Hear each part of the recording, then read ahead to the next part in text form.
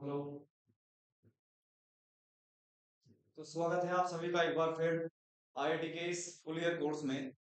और इस full year course में हम लोग हर एक टॉपिक को बहुत बेहतरीन ढंग से बहुत डिटेल वर्जन के साथ में लॉन्च करने वाले हैं। तो बने रहिए हमारे साथ इस कंप्लीट वन ईयर कोर्स में। कंप्लीट सिलेबस जो आईआईटी में प्रिस्क्राइब्ड है उसको हम कंप्लीट फॉर्म में कंप्लीट कराएंगे। ठीक, तो आज से हम स्टार्ट करेंगे बेसिक मैथमेटिक्स, जिसमें हम इंक्लूड कर रहे होंगे trigonometry, calculus and the basic forms of the graphs, जो कि रिक्वायर्ड होते हैं motion under the motion in 1D and 2D। तो बेसिक ग्राफ्स आपके रिक्वायर्ड होते हैं, उसकी हम आज चर्चा कर रहे हैं। ठीक है, तो ट्रिग्नोमेट्री से स्टार्ट करते हैं हम लोग। तो चलिए भाई साहब, ट्रिग्नोमेट्री से स्टार्ट करते हैं, उसके बाद में calculus and then we will start the basic graphs. Okay, तो ट्रिग्नोमेट्री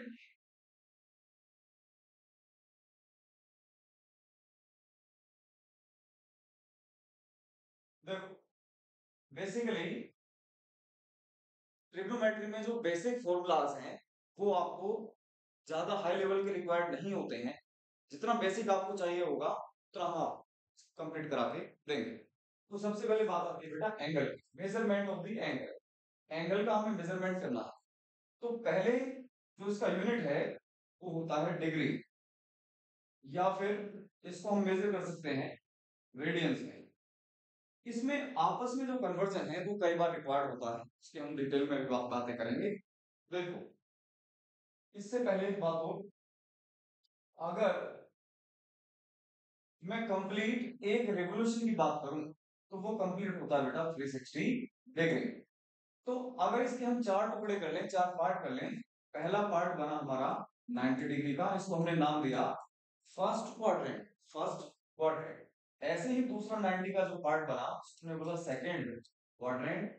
इसी तरह third and it is our fourth quadrant. ये चार क्वाड्रेंट हमने शो करे। इसके बाद में अगर हम किसी एंगल को एंटी क्लॉकवाइज मेजर करना चाहते हैं, ऐसे एंटी क्लॉकवाइज इसको मेजर करना चाहते हैं, तो this angle will be treated as the positive. इसको हम कैसे ट्रीट करेंगे? पॉजिटिव। इसको हम बोल सकते हैं angle of elevation. Angle of elevation. तो एलिवेटेड जो एंगल होंगे उनको हम कैसे कंसीडर करेंगे? As the positive. और अगर हम क्लॉकवाइज मेजर करें किसी एंगल को, मान लो ये अल्फा है, it will be treated as negative. इसको हम कैसे ट्रीट कर रहे होंगे? नेगेटिव वर्जन में इसको ट्रीट हम कर रहे होंगे। इसको हम ये कह सकते हैं कि this is nothing but angle of depression. Angle of depression भी इसको हम कह सकते हैं। क्लियर? अब एक बात देखो बहुत छोटी सी, कि अगर मैं कंप्लीट सर्किल की बात करूं, कंप्लीट अगर सर्किल की बात करता हूं, तो कंप्लीट सर्किल में बनने वाला जो एंगल है, कंप्लीट सर्किल में जो एंगल बनने वाला है टोटल, वो अगर डिग्री की बात करें तो कितना होता है बेटा? 360 डिग्री होता है। और अगर यहीं पर हम बात करते हैं रेडियंस में, तो रेडियन में जो एंगल ये बनता है कंप्लीट, कंप्लीट जो एंगल बनेगा ये होता है 2 pi radian. 2 pi radian.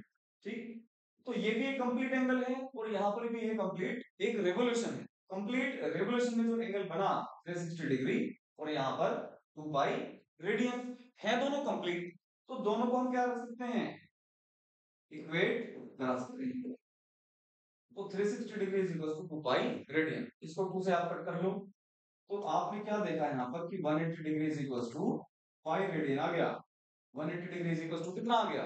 Pi radian की आ चुका। अब यहां से अगर मैं एक डिग्री की वैल्यू कैलकुलेट करूं, एक डिग्री की वैल्यू कैलकुलेट करूं, बेटा ये आएगी मेरे पास में pi upon 180 radian. Pi upon 180 radian. ठीक है, पाई अपॉन 180 रेडियन। तो अगर एक डिग्री की वैल्यू पाई अपॉन 180 है, तो अगर मैं आपसे पूछूं कि सर 30 डिग्री की वैल्यू रेडियंस में कितनी होगी, तो इस तरह से हम इसको कन्वर्ट कर सकते हैं। तो बेटा एक डिग्री में पाई अपॉन 180 रेडियन, तो 30 डिग्री में कितना हो गया? 30 इंटू पाई अपॉन 180 रेडियंस आपके पास में आ जाएगा। मतलब डिग्री मेजरमेंट को आप पाई अपॉन 180 से मल्टीप्लाई कर दीजिए and you will get the radian measure. Simple सी बात है एकदम। तो ये आ जाएगा आपके पास में पाई बाई 6 रेडियन। 30 डिग्री को हम लिख सकते हैं पाई बाई 6 रेडियन।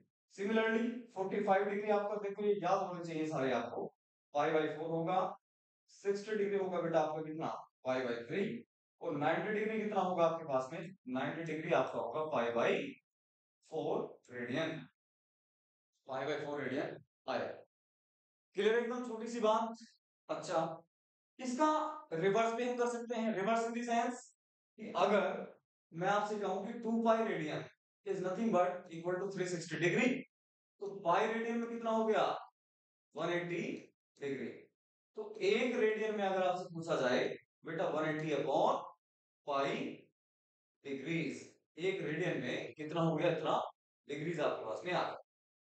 तो सिमिलरली अगर आपसे कोई पूछता है कि पाई बाई 2 रेडियन में कितने डिग्री होंगे, तो क्या करना है सर, एक रेडियन में 180 अपॉन पाई डिग्रीज है, तो पाई बाई 2 में क्या हो जाएगा, pi by 2 into 180 upon pi से मल्टीप्लाई आपको कर देना है, and you will get the corresponding degree measurement.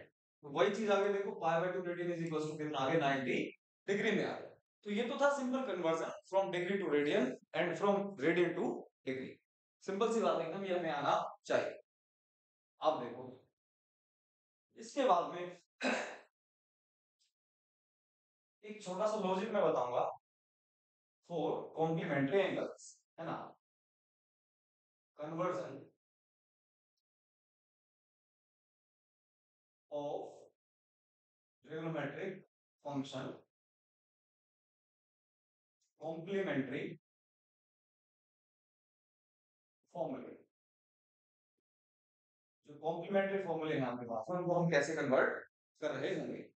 तो सबसे पहले देखो, ये सभी ने देखा हुआ है कि जो पहला रेशियो है आपके पास, ये साइन थीटा होता है, b upon h cos theta and p upon b is third trigonometric ratio, that is tan theta। इनके रेसिप्रोकल क्या हो जाएंगे, h upon p, b upon h का क्या होगा, h upon b, इसका sec होगा, इसका cot होगा, इसका कितना होगा, cosec। ये आप सबको नॉलेज है।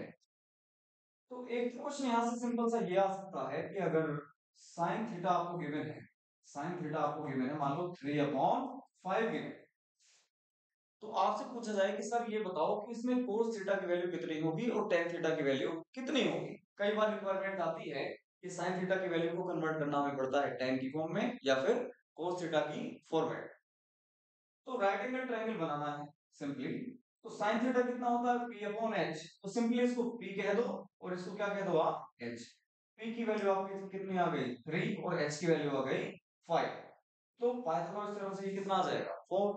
सिंपली आप cos थीटा की वैल्यू यहां से कैलकुलेट कर सकते हो, p अपॉन h का ये आ जाएगी 4 अपॉन 5, आपके पास में वैल्यू आ जाएगी।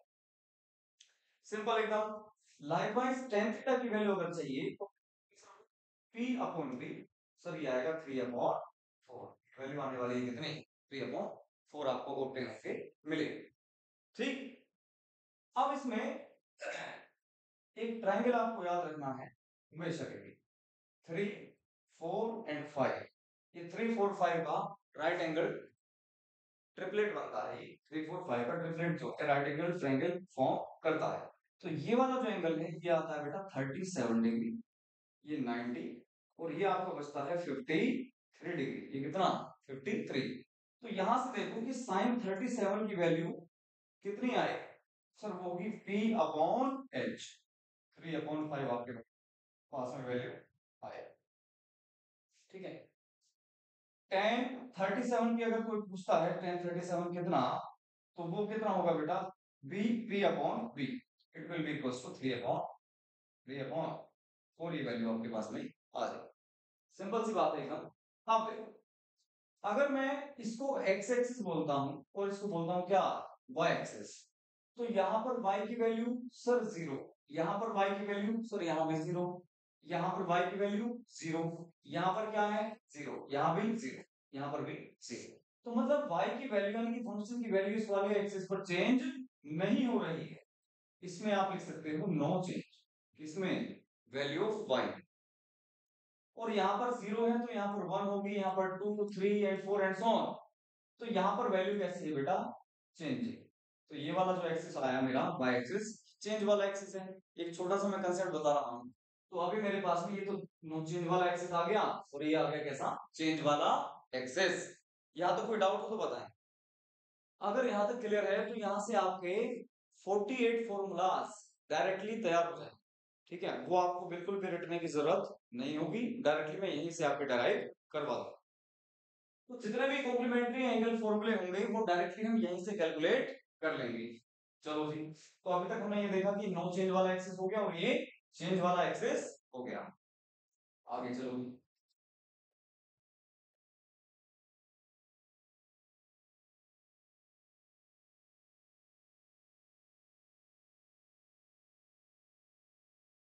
तो इसको हमने बोला था फर्स्ट क्वाड्रेंट, इसको हमने बोला सेकंड क्वाड्रेंट, इसको हमने बोला थर्ड, और ये आपके पास में आ गई बेटा क्या फोर्थ क्वाड्रेंट आ गया। ठीक है, अब एक चीज आपको याद रखनी है, नाइन्थ क्लास में आपने पढ़ा भी होगा, टेंथ में भी, ए एस टी और सी।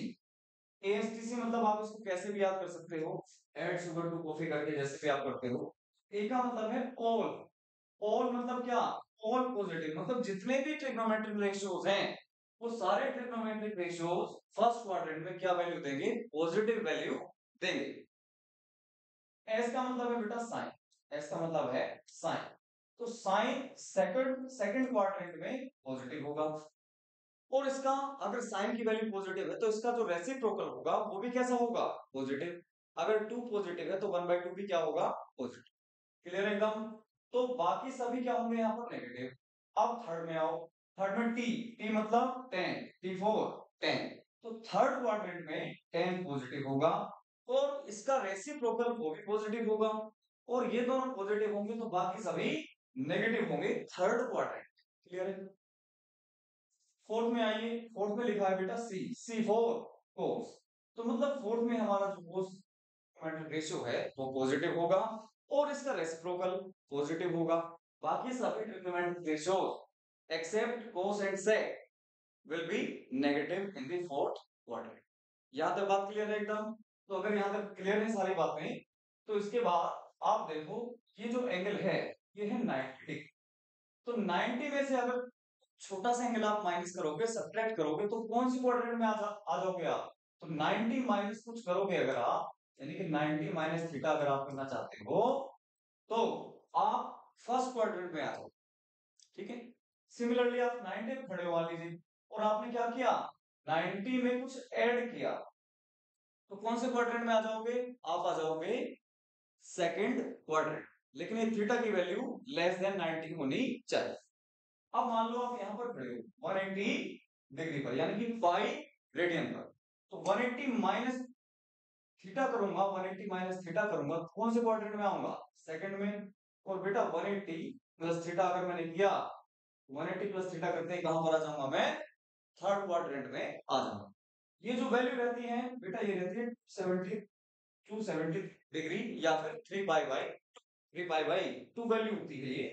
तो 270 माइनस थीटा अगर मैं करूंगा तो मैं आ जाऊंगा थर्ड क्वाड्रेंट में, और 270 में कुछ ऐड करूंगा तो मैं आ जाऊंगा फोर्थ क्वाड्रेंट।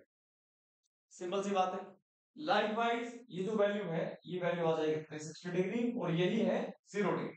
तो अगर मैं 360 माइनस थीटा करना चाहूं तो मैं कहां पर आ जाऊंगा, फोर्थ क्वाड्रेंट में। ठीक है ना, और 360 प्लस थीटा करना चाहूं तो मैं कहां आ जाऊंगा, फर्स्ट क्वाड्रेंट में आ जाऊंगा। तो इस तरह से आपके कॉम्बिनेशंस आपके बन रहे होंगे।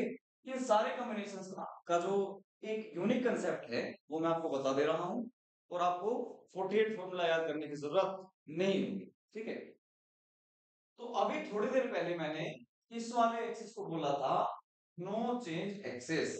नो चेंज एक्सिस का मतलब क्या है बेटा, नो चेंज एक्सिस का मतलब है कि जो भी ट्रिग्नोमेट्रिक रेशियो है वो खुद में ही रिप्रेजेंट होगा, अपने आप में ही रिप्रेजेंट होगा, चेंज नहीं करना है। और यहां पर मैंने लिखा था, ध्यान से देखो याद करो, चेंज लिखा था। तो चेंज का मतलब है कि जो भी आपका ट्रिग्नोमेट्रिक रेशियो है वो अपने कॉम्प्लीमेंट्री में चेंज होगा। चेंज मतलब साइन को आपको चेंज कर देना है कोस, टेन को किस में चेंज कर देना बेटा, कोट में। ठीक है, और सेक को किस में चेंज करना है, कोसेक। सेक को किस में चेंज करना है, कोसेक में चेंज कर देगा। ये कब की बात है? जब आप किस वाले एक्सिस पर हो? चेंज वाले एक्सिस। यानी कि चेंज का मतलब 90 डिग्री या फिर 270 डिग्री वाला जो एंगल है वो चेंज वाले एक्सिस पर आएगा, और 0 डिग्री या 180 डिग्री वाला जो एक्सिस है वो किस पर आएगा बेटा? नो चेंज वाले एक्सिस पर। ठीक। अब आपके सारे फॉर्मूले देखो, बहुत आराम से ध्यान से देखना, सारे फॉर्मूले तैयार हो चुके। ठीक, देखो मैं आप करके देखो। देखो सर, फर्स्ट ऑफ ऑल हमने आपसे पूछा कि साइन 90 माइनस थीटा कितना होगा? 90 माइनस थीटा की वैल्यू कितनी होगी? 90 मतलब पाई बाय 2 माइनस थीटा, ये आपसे पूछा जा सकता है। तो देखो सबसे पहले हमें देखना है इस 90 को। 90 कौन सी वाली लाइन पर आ रहा है? चेंज वाली पर या नो चेंज वाली पर? नो चेंज पर तो नहीं है, ये तो 90 तो किस पर है? चेंज पर। तो फटाफट आपको किसमें चेंज कर देना है? ये cos थीटा में। अब दूसरा, ये पॉजिटिव आएगा या नेगेटिव आएगा, ये कैसे पता करेंगे हम? ये ऐसे पता करेंगे, जहां आपका एंगल है वहां पे जाके देखो, और 90 माइनस थीटा आपने करके देखा तो you will fall into the first quadrant, और फर्स्ट में तो कोई सा भी ट्रिग्नोमेट्रिक फंक्शन हो वो पॉजिटिव ही होगा। तो इसका आंसर कितना आया बेटा? Positive cos theta. मान लो मैंने आपसे पूछा कि साइन 90 प्लस थीटा कितना होगा, तो 90 आपने देखा, तुरंत इसको किसमें चेंज कर दिया? cos थीटा में। तो 90 प्लस थीटा कौन से क्वाड्रेंट में आएगा? सेकंड में, और सेकंड में तो साइन पॉजिटिव होता है, तो हमें साइन को ही देखना। तो साइन की वैल्यू आएगी पॉजिटिव का cos थीटा। थर्ड देखो बेटा, साइन 180 प्लस थीटा देखना। ठीक है, 180 प्लस थीटा की वैल्यू मुझे चेक करनी। तो ध्यान से देखो, 180 कौन से एंगल पर, कौन से एक्सिस पर आ रहा है? सब नो चेंज पर। तो मींस साइन थीटा मेरा साइन थीटा भी फॉर्मेट में ही रहेगा, चेंज नहीं करना है, क्योंकि ये कौन सी लाइन पर आ गया? नो चेंज वाली लाइन पर आ गया। ठीक। अब 180 प्लस थीटा देखो कहां पर है? सर ये तो थर्ड क्वाड्रेंट में आ गया, और थर्ड में तो साइन नेगेटिव होना चाहिए, क्योंकि थर्ड में तो tan पॉजिटिव होता है। तो साइन को हमें चेक करना है, तो साइन कैसा आएगा? नेगेटिव। तो इसका आंसर आएगा माइनस साइन थीटा। क्लियर हुई बात? तो इस तरह से आपके 48 फॉर्मूलास डायरेक्टली आपके तैयार हो जाते हैं। मान लो मैं आपसे पूछता हूं कि tan की वैल्यू बताओ 180 माइनस थीटा, ठीक है ना? कितना आएगा? सबसे पहले देखा आपने 180, तो tan theta will be format of tan theta. अब पॉजिटिव होगा या नेगेटिव वो कौन बताएगा? क्वाड्रेंट बताएगा। तो 180 पर आप खड़े हो, माइनस थीटा आपको करना है, तो 180 माइनस थीटा कहां पर आएगा? सेकंड में। सेकंड में तो साइन पॉजिटिव है, हम किसकी बातें कर रहे हैं? tan की। तो इट विल बी नेगेटिव। तो इस फॉर्मेट से, इस कंसेप्ट से आप सारे के सारे कॉम्प्लीमेंट्री एंगल वाले फॉर्मूले 1 सेकंड में डिराइव कर सकते। ठीक है भाई, ये बहुत अच्छा कंसेप्ट है, और यहां से आपके सारे फॉर्मूले तैयार बड़े आराम से हो जाएगा। ठीक है, चलिए आगे, कोई डाउट हो तो इसमें पूछ सकते हैं। ठीक है, जब कभी भी आपको डाउट होगा तो आप उसमें बस करना क्या है, कमेंट आपको ड्रॉप करनी है, उस कमेंट को जल्दी से जल्दी रिजॉल्व करके उसका आपको सोल्यूशन प्रोवाइड किया जाएगा, और आपको ड्यूरेशन बतानी है, किस ड्यूरेशन की बातें हो रही है। ठीक है, आपको ड्यूरेशन मेंशन करनी है, और नंबर ऑफ या name of the concept. Okay, चलिए ये हो गया कॉम्प्लीमेंट्री फंक्शन। चलो आगे चलते हैं। इसके बाद में ट्रिग्नोमेट्रिक आइडेंटिटीज, ट्रिग्नोमेट्रिक आइडेंटिटीज की बात करते हैं। तो first of all trigonometric identity है sine square theta plus cos square theta is equal to 1। यानी कि साइन स्क्वायर थीटा और कोस स्क्वायर थीटा का जो 1 है किसी भी एंगल पर कितना होगा? 1 होगा, इसलिए इसको बोलते हैं आइडेंटिटी। किसी भी एंगल के लिए वर्क करेगा, थीटा की वैल्यू कुछ भी हो, लेकिन ये आइडेंटिटी विल होल्ड गुड। दूसरा, 1 plus tan square theta is equal to, बेटा ये होता है आपका sec स्क्वायर थीटा। थर्ड क्या है? 1 plus cot square theta is equal to cosec square theta. ये थ्री बेसिक ट्रिग्नोमेट्रिक आइडेंटिटीज हैं, थ्री बेसिक ट्रिग्नोमेट्रिक आइडेंटिटीज आपके पास में ये है।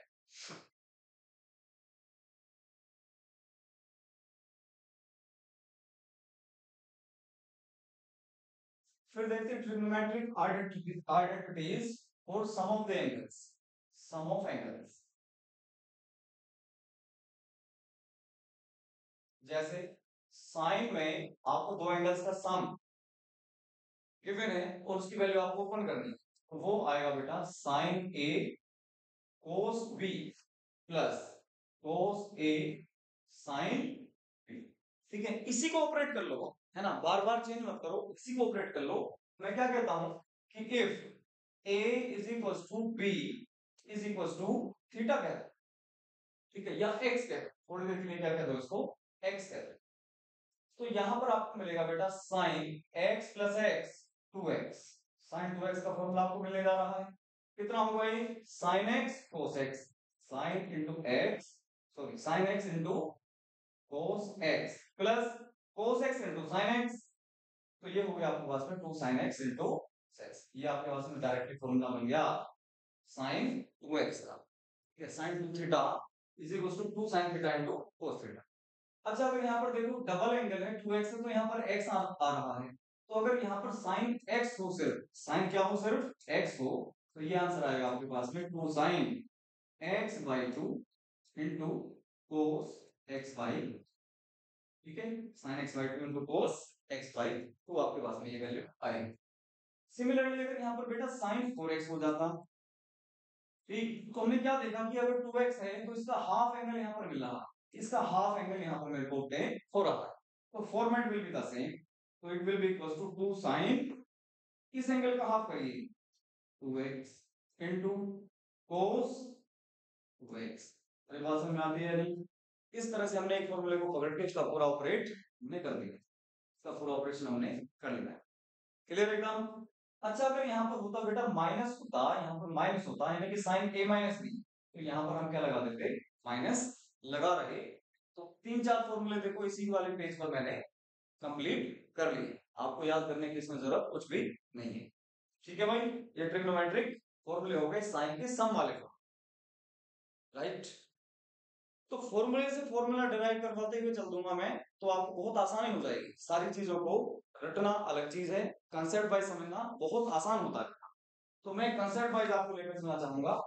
तो देखो सेकंड फॉर्मूला मैं लेकर चल रहा हूं जिसका बेस रूट है कोस, कोस में बेटा a प्लस बी का अगर मैं फॉर्मूला खोलूं तो ये दोनों टर्म्स एक तरफ रहती हैं, कोस a कोस b, और माइनस साइन ए साइन बी करके होता है, बस एक फॉर्मूला आपको याद कर लेना, ये आता भी होगा सभी, ठीक, और अगर यहाँ पर नेगेटिव है साइन तो यहाँ पर साइन आएगा पॉजिटिव, इतना याद रखना है।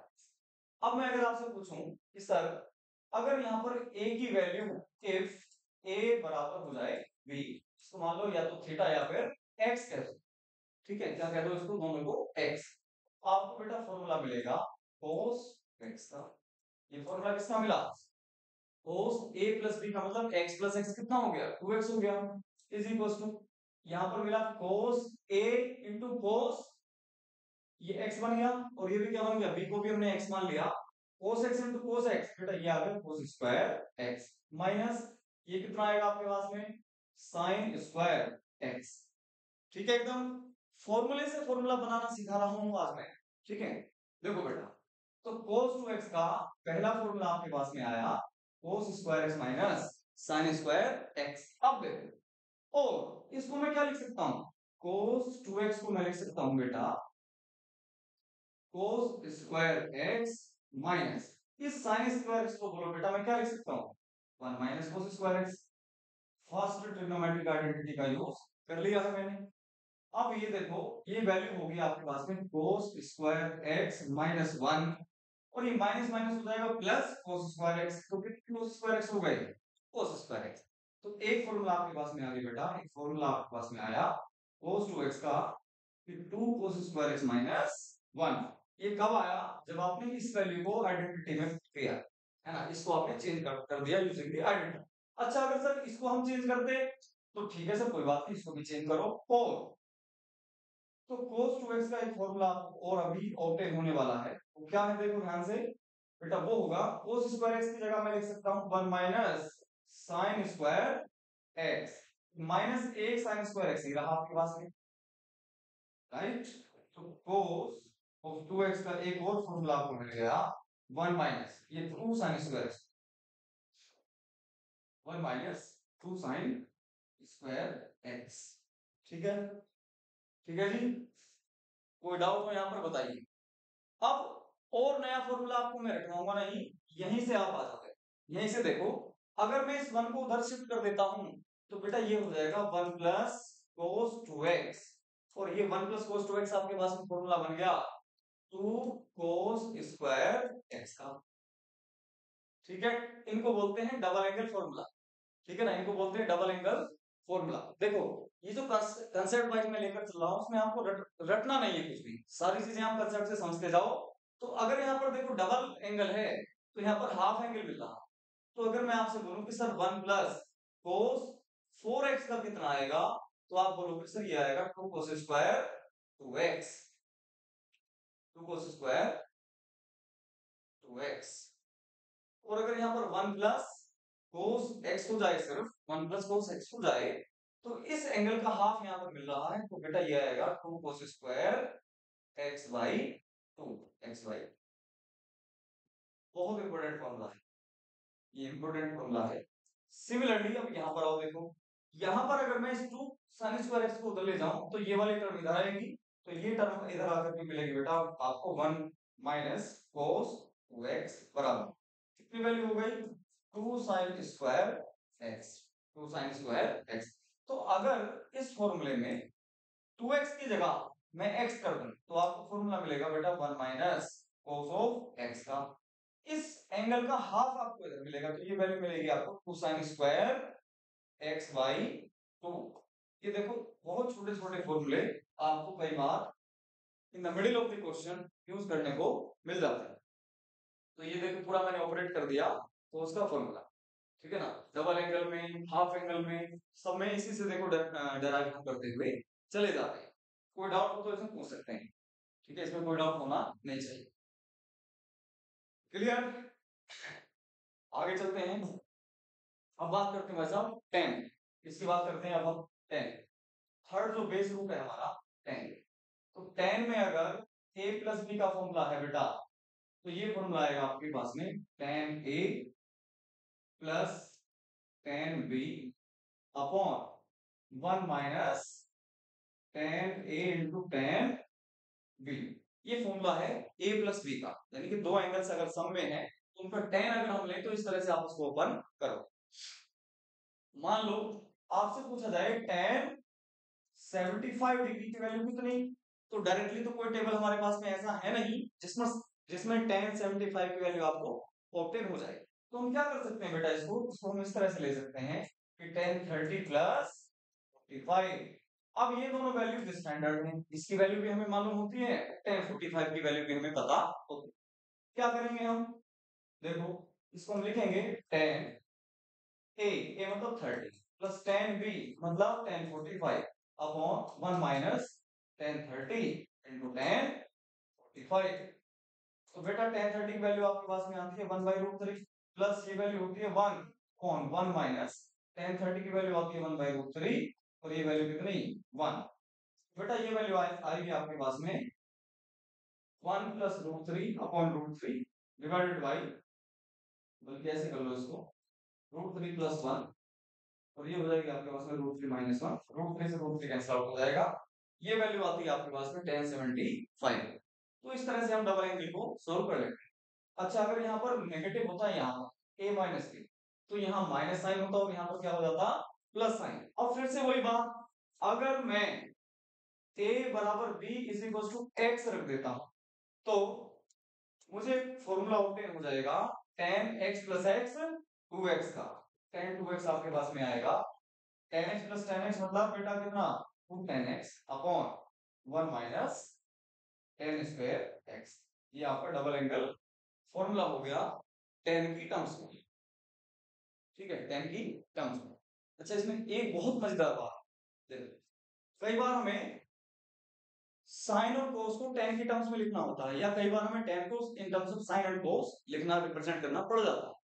तो देखो बेटा अभी हमने देखा कि tan 2x का जो फॉर्मूला है, तो ये अभी मेरे पास में आया है 2 tan x upon 1 minus tan square x।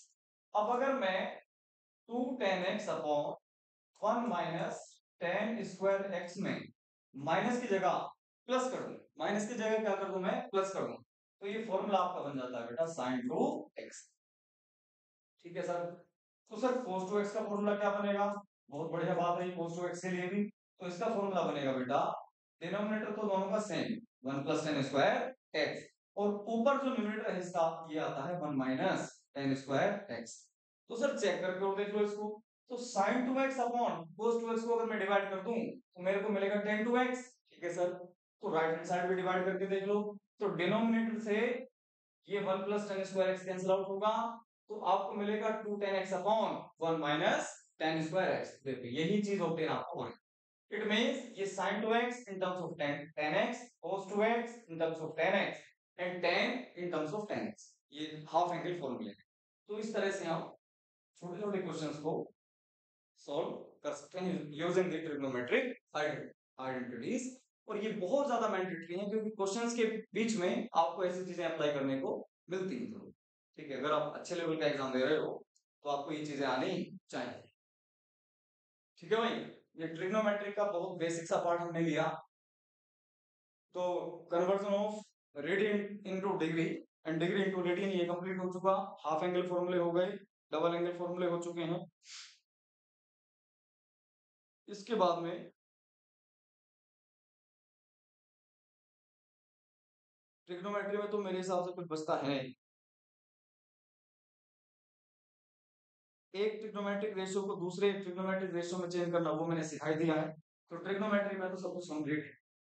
ठीक है, इससे ज्यादा इसमें यूज आपको नहीं करने को मिलेगा। बाकी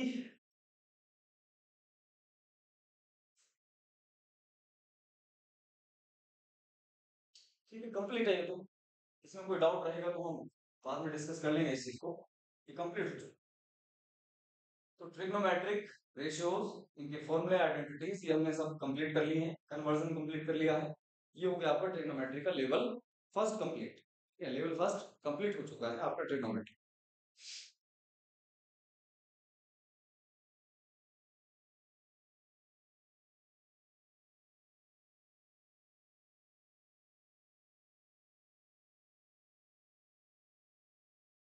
तो ठीक है, चलिए स्टार्ट करते हैं नेक्स्ट अपना। या तो कैलकुलस ले लीजिए या फिर ले लेते हैं हम लोग ग्राफ्स। ठीक है, तो पहले चलिए ग्राफ को लेकर चलते हैं। ग्राफ थोड़े से ज्यादा इंपॉर्टेंट है। उसके बाद में कैलकुलस को ले लेंगे। इस तरह से आपका बेसिक मैथ्स कंप्लीट हो जाएगा। और फिर फर्स्ट ऑफ ऑल हम लोग स्टार्ट करेंगे वेक्टर्स। फर्स्ट ऑफ ऑल जो हम जो चैप्टर लेके स्टार्ट करेंगे ना टॉपिक, तो वो वेक्टर से स्टार्ट करेंगे। क्यों? क्योंकि वेक्टर को अगर हम ध्यान से देखें तो हर एक चैप्टर के अंदर वेक्टर का यूज होता है।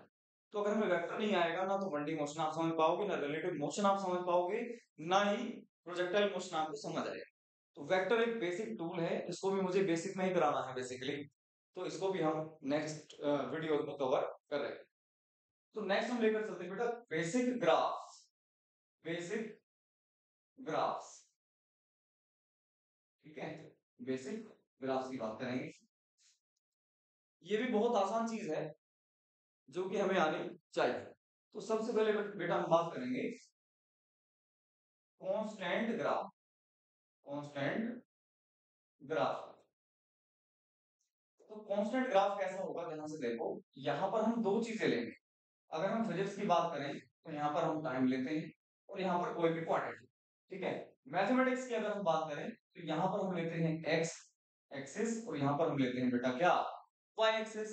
कोई दिक्कत वाली बात नहीं है। एक्स की जगह पर टाइम हम रिसब्स्टिट्यूट कर देंगे, वाई की जगह वेलोसिटी, डिस्प्लेसमेंट, एक्सेलरेशन कुछ भी हम डिस्ट्रीब्यूट कर सकते हैं या सब्स्टिट्यूट कर सकते हैं। तो अगर कोई फंक्शन कांस्टेंट है बेटा, यानी कि y की अगर मैं बात करूं, y इज इक्वल टू कोई फंक्शन है f(x) और ये कैसा है, कांस्टेंट है, इज इक्वल टू कैसा है, ये कांस्टेंट। तो इसका जो ग्राफ होगा ना वो बिल्कुल ऐसा है।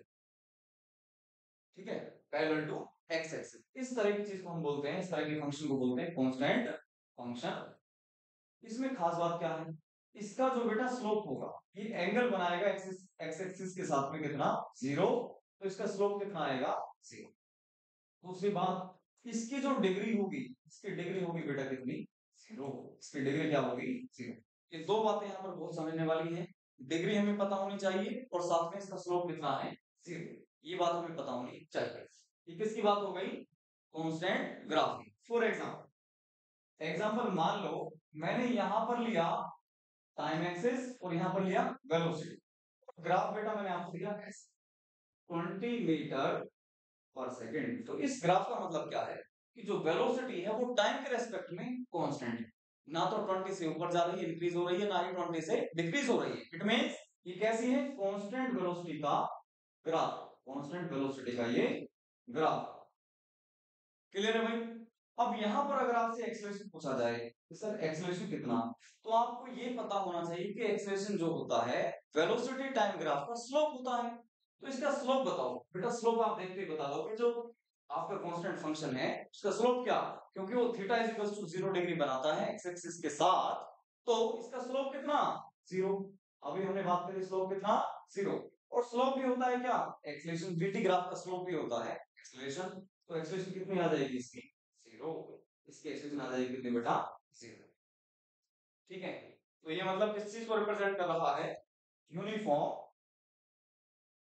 मोशन को ये ग्राफ प्रेजेंट कर रहा है। ठीक है, यूनिफॉर्म मोशन को ये रिप्रेजेंट कर रहा है, राइट। तो ये कांस्टेंट में कोई दिक्कत हो तो बताएं। ठीक है, इस कांस्टेंट फंक्शन में कोई प्रॉब्लम हो तो बताएं। अच्छा चलो एक चीज और देखो, मान लो ये टाइम एक्सिस है और ये आपका क्या है, डिस्प्लेसमेंट। ठीक है, ये क्या है, डिस्प्लेसमेंट। और अगर आपको ऐसा ग्राफ मिले तो ये क्या रिप्रेजेंट करेगा, ये रिप्रेजेंट करेगा कि टाइम तो आपका इंक्रीज हो रहा है लेकिन डिस्प्लेसमेंट ना तो घट रहा है ना ही बढ़ रहा है, ना घट रहा है ना बढ़ रहा है, ये वेरिएशन इसमें नहीं है। इट मींस ये आपको शो कर रहा है द कंडीशन ऑफ रेस्ट। किस चीज को शो कर रहा है, रेस्ट को शो करेगा।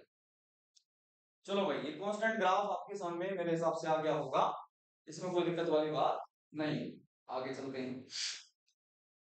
दूसरा बेटा ग्राफ जो हम लेते हैं लीनियर ग्राफ। लीनियर ग्राफ, अब सर ये क्या चीज है, जो लीनियर ग्राफ है बेटा उसकी अगर हम बात करें तो linear graph x x axis के साथ में कुछ ना कुछ एंगल बनाए। अगर वो एंगल 45 बनता है, अगर वो एंगल कितना बनता है, if theta is equal to 45 degree बनता है, इस लीनियर ग्राफ को हम कह सकते हैं आइडेंटिटी ग्राफ। आइडेंटिटी ग्राफ या आइडेंटिटी फंक्शन, मतलब कि x और y है, अगर ग्राफ आपको ऐसा मिले जिसने एंगल बनाया हुआ है कितना बेटा 45 डिग्री, तो इसका स्लोप कितना रहेगा, 1 रहेगा। इसका स्लोप क्या रहेगा, 1 रहेगा। ये तो स्टैंडर्ड हो गया, जिसका स्लोप कितना 1, तो आइडेंटिटी फंक्शन इसको बोलते हैं। लेकिन अगर थीटा कुछ और है, ऐसे ग्राफ को हम बोलेंगे लीनियर ग्राफ। इसकी वैल्यू मान लो 30 है, 25 है, कुछ भी से, तो यहाँ पर ये जो ग्राफ आपका कहलाया जाता है लीनियर ग्राफ, इसको हम बोलते हैं। ये y एक्सिस और ये आपका थीटा। ठीक है, तो इसका जो स्लोप होगा वो कितना होगा बेटा, tan थीटा होगा। इसका स्लोप कैसे निकालेंगे आप, tan थीटा से। इसकी जो डिग्री होगी, इसकी डिग्री होगी कितनी बेटा, इसकी डिग्री होगी 1।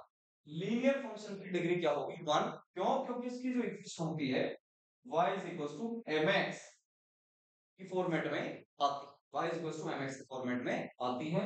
इसकी जो इक्वेशन आती है बेटा y x आती है, सिर्फ y x। ये दोनों ही होमोजेनियस इक्वेशंस हैं लाइंस की।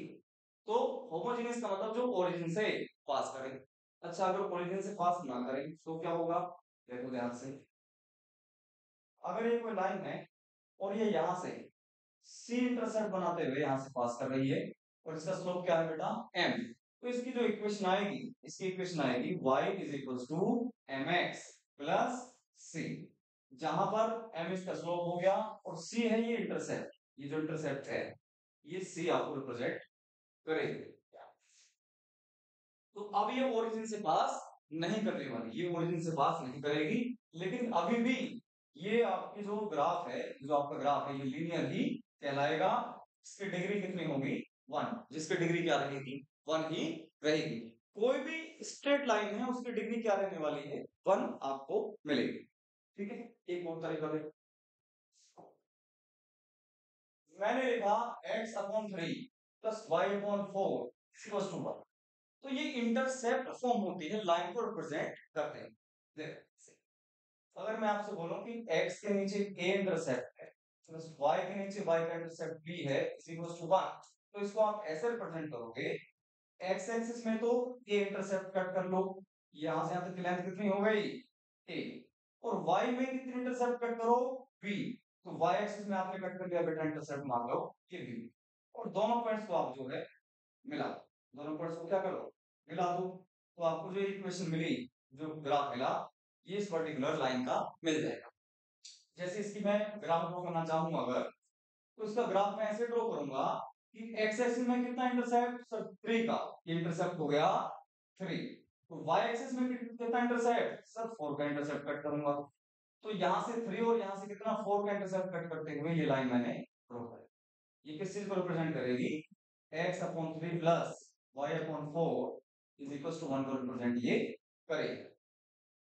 ठीक है, कोई डाउट हो तो इसमें पूछ लीजिएगा, बाकी कोई दिक्कत वाली बात इसमें है नहीं, किसी भी इक्वेशन को आप किसी भी फॉर्मेट से ड्रॉ कर सकते हैं। एक और आसान तरीका मैं बताना चाहूंगा अभी, मान लो 2x plus 4y is equal to 6 करके कोई इक्वेशन है, तो उसको मुझे प्लॉट करना है, तो एक तरीका ये है कि आप पुट करो x बराबर कितना 0 और y की वैल्यू यहां से फाइंड आउट कर लो, सिमिलरली पुट करो आप y is equals to 0 and find out the value of x, इन दोनों पॉइंट्स को आप कहां पर उस ग्राफ के पर्टिकुलर एक्स एक्सिस और वाई एक्सिस पे प्लॉट कर दो, आपको इक्वेशन आपको मिल जाएगी, उस लाइन की पर्टिकुलर इक्वेशन आपको मिल जाएगी।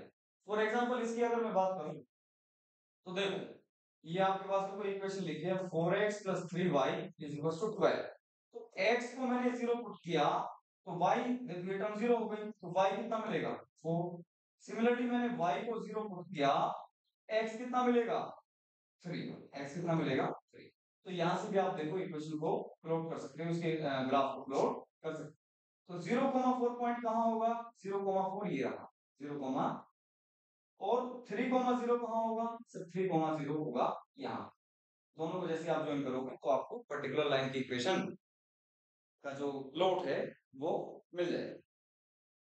तो ये सारी बात थी किसकी, ये सारी बातें थी बेटा स्ट्रेट लाइन के ऊपर।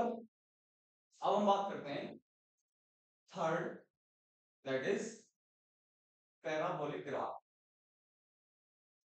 पैराबोलिक ग्राफ, ठीक है, यानी कि क्वाड्रेटिक जो हम पढ़ते थे 10th क्लास में, उसके जो ग्राफ्स हैं वो कैसे होंगे, ठीक है ना, उसके जो ग्राफ होंगे कैसे होंगे, तो देखो इसमें 4 फॉर्मेट होते हैं, चारों फॉर्मेट्स को आप एक साथ पढ़ेंगे बहुत अच्छे से आपको क्लियर, और कभी जिंदगी में आपको दिक्कत नहीं आएगी ये वाला ग्राफ किस तरह से ओपन होगा।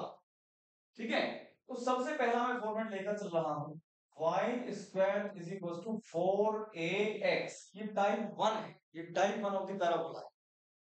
तो ध्यान देखो, ध्यान से देखो, ध्यान रखना है कि जो स्क्वायर है उसको टच नहीं करना, जिसकी डिग्री 1, जिस पर्टिकुलर वेरिएबल की डिग्री 1 है उसी पर्टिकुलर वेरिएबल की तरफ ओपन कर देना है पैराबोला।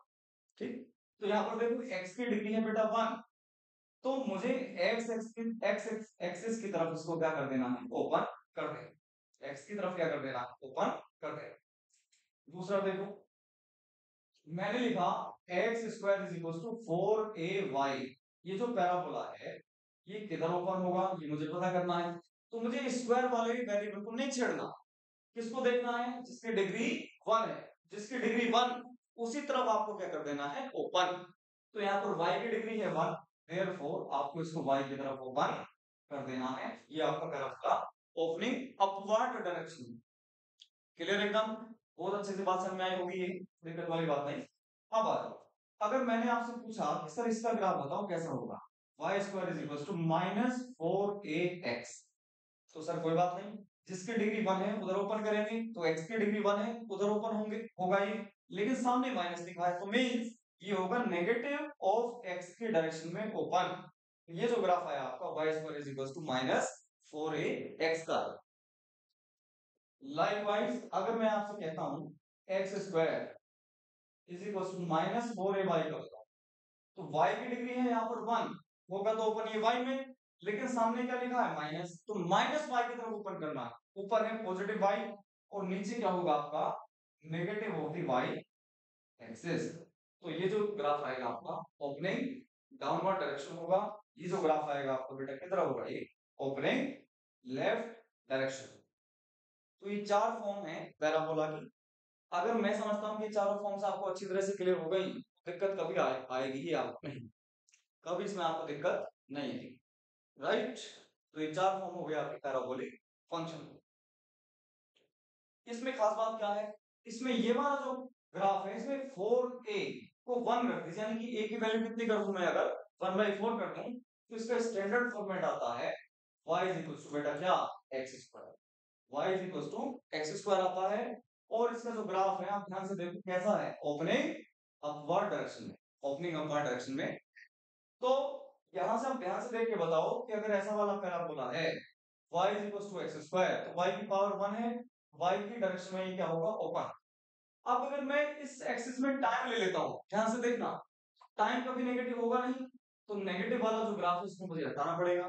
तो यहां से ये चला जीरो से, तो इस तरह से ये इंक्रीज कर रहा है, कौन, कोई भी फंक्शन, ठीक है। तो अगर इस तरह से फंक्शन आपका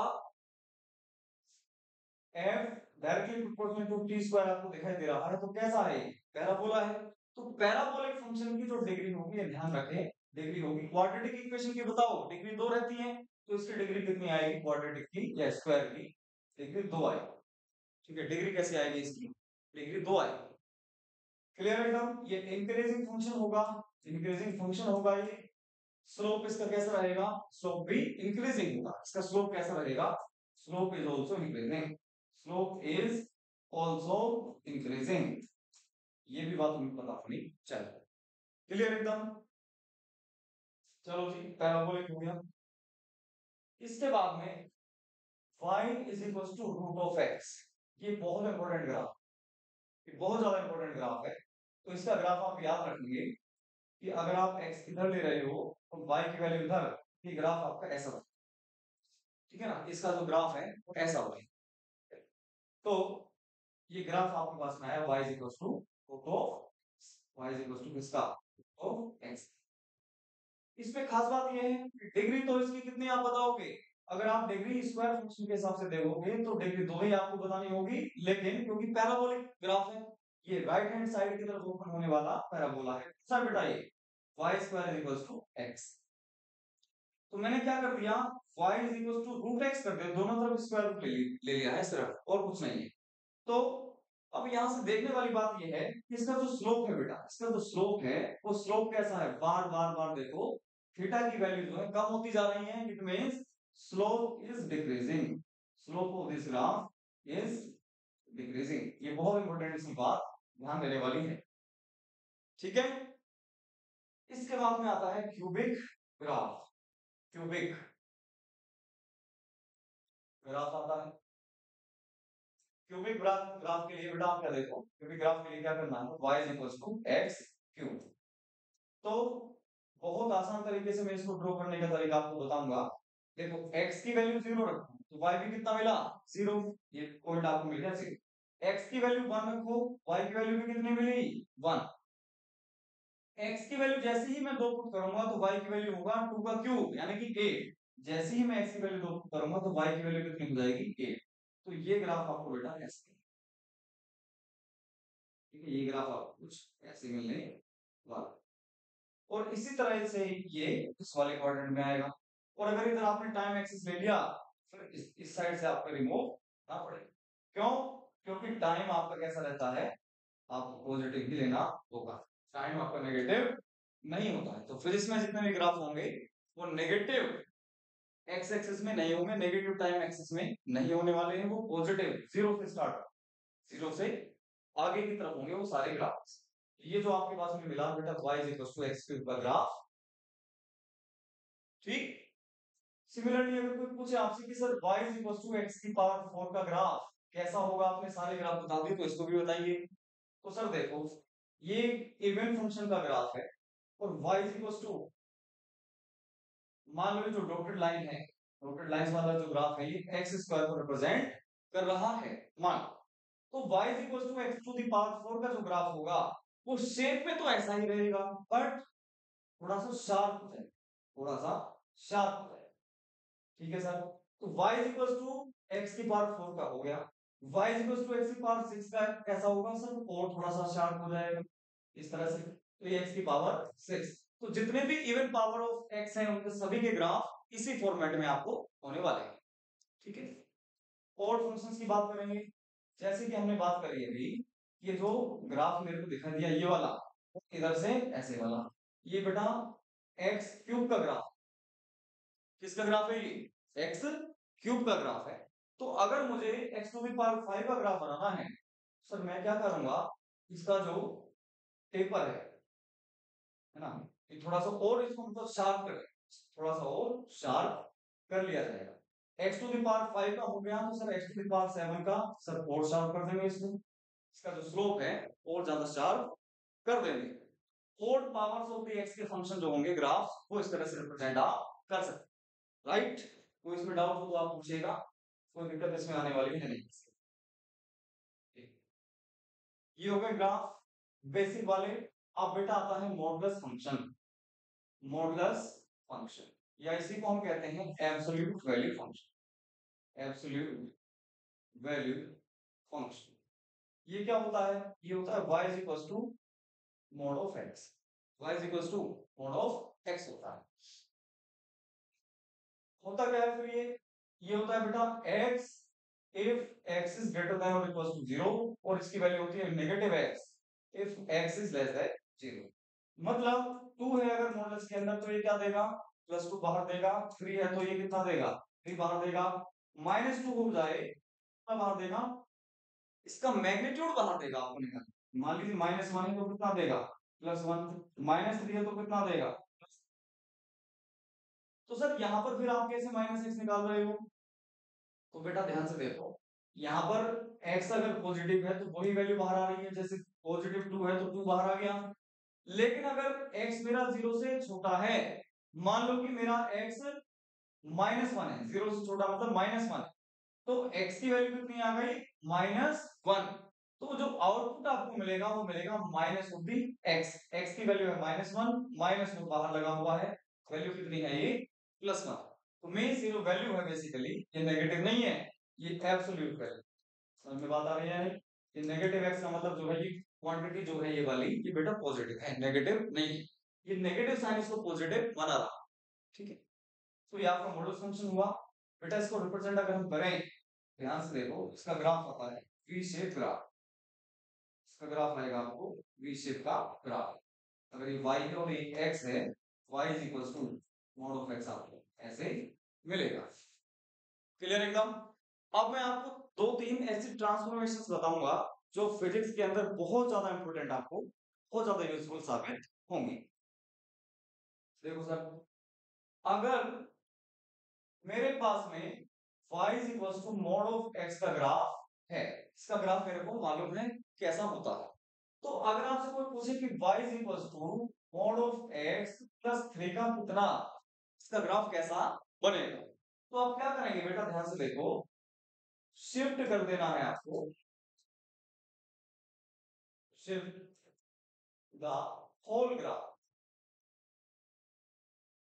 of mode of x by 3 units, 3 units किधर शिफ्ट करना है, इन अपवर्ड डायरेक्शन, अपवर्ड्स।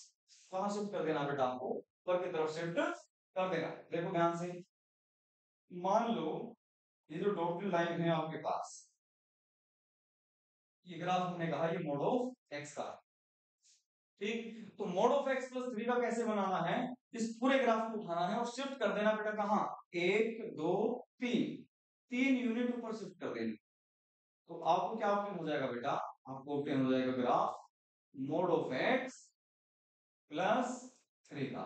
अच्छा सर, अगर यहाँ पर -1 होता तो क्या कर रहे होते, तो हम शिफ्ट कर रहे होते, मान लो मोड ऑफ एक्स -1 होता, इस वाले केस में शिफ्ट कर रहे होते, शिफ्ट कर रहे होते डाउनवर्ड्स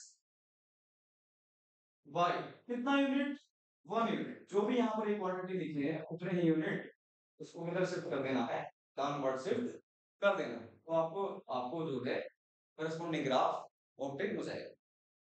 क्लियर है भाई एकदम। बहुत आसान लेवल से मैं आपको बताने की कोशिश कर रहा हूँ सारी चीजों को। और बहुत ज्यादा इंपॉर्टेंट है। मैं जब भी क्वेश्चन या न्यूमेरिकल्स की बात करता हूँ तो इन सारी चीजों को वहां पर अप्लाई करा देता हूँ और बहुत आसान तरीके से आपका क्वेश्चन सोल्व हो जाता है।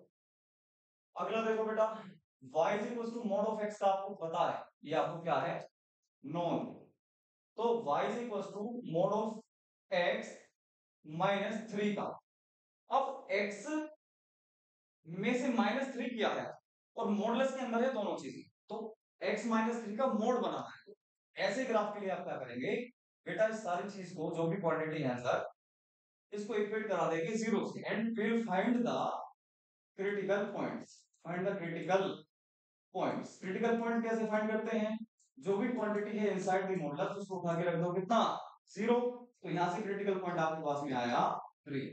तो क्या करना है सर, क्रिटिकल पॉइंट आने के बाद, क्रिटिकल पॉइंट आने के बाद में आपको कुछ नहीं करना, जो मॉडुलस फंक्शन का ग्राफ था वो ये था अभी, तो इसको कहां पर शिफ्ट कर देना है, क्रिटिकल पॉइंट पर शिफ्ट कर देना। आसान तरीका, 1 2 3, x इज इक्वल टू 3 है बेटा आपके पास में क्या, सीपी क्रिटिकल पॉइंट। तो पूरे मॉडुलस फंक्शन को कहां पर बना देना है, x इज इक्वल टू 3 पर प्लॉट कर देना। तो ये हो गई बेसिक बेसिक से आपके पास में ग्राफ्स एंड ग्राफिकल ट्रांसफॉर्मेशंस की बात है। इसके बाद में देखो एक बात आती है सर्कल। ठीक है, सर्कल क्या है, सर्कल क्या है, x square plus Y square is equal to a square. तो यहां पर अगर x का भी पावर 2 है और y की पावर भी कितनी है 2, इज इक्वल टू कॉन्स्टेंट। तो ऐसा जो ग्राफ आपका बनेगा उसको हम बोलते हैं सर्कल। सर्कल के लिए अगर हम बात करें बेटा, तो यहां पर देखो x माइनस 0 का होल स्क्वायर दिख रहा होगा प्लस y माइनस 0 का होल स्क्वायर लिख सकता हूं इज इक्वल टू रेडियस का स्क्वायर। तो यहां पर ये जो 0 और 0 है ये तो बताता है सेंटर, आता है सेंटर। और यहां पर जो a है ये है बेटा रेडियस, तो रेडियस आपकी कितनी आ गई, a के बराबर। तो इस तरह से आप सर्कल को प्लॉट कर सकते हैं। फॉर एग्जांपल x माइनस 1 का होल स्क्वायर प्लस y माइनस 2 का whole square is equal to 25। मान लो ऐसा कोई इक्वेशन आपको गिवन है, इसको प्लॉट करना। तो बेटा सबसे पहले सेंटर बताओ, तो सर सेंटर आएगा x माइनस x1 से, तो x1 की वैल्यू आएगी, तो कितनी आई सर 1। y माइनस y1 से y1 की वैल्यू आएगी, इसका y कोऑर्डिनेट।